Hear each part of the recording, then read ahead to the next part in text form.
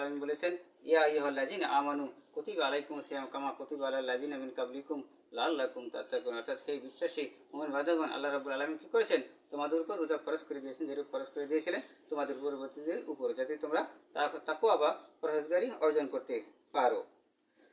আর আল্লাহ রাব্বুল আলামিন কি করবেন? সেই রোজা, যারা রোজা রাখবেন, সিয়াম পালন করবেন, 1 মাস বছরের রোজা আল্লাহর হুকুম মতে রোজা কি করে রাখবেন, তাদেরকে আল্লাহ রাব্বুল আলামিন তাদের পুরস্কার, তাদের বদলা হিসেবে আল্লাহ রাব্বুল আলামিন কাল হাসরে তাদের পুরস্কার প্রদান নিজ হাতে প্রদান করে থাকবেন। এই জন্য আল্লাহ রাব্বুল আলামিন বলেছেন, আস-সাওমু লি ওয়া আনা আজজি বিহি, অর্থাৎ রোজা একমাত্র আমার জন্য, আর আমি আল্লাহ নিজ হাতে এই রোজার পুরস্কার আমার মুমিন বান্দাদেরকে কাল হাসরে প্রদান করে থাকবো।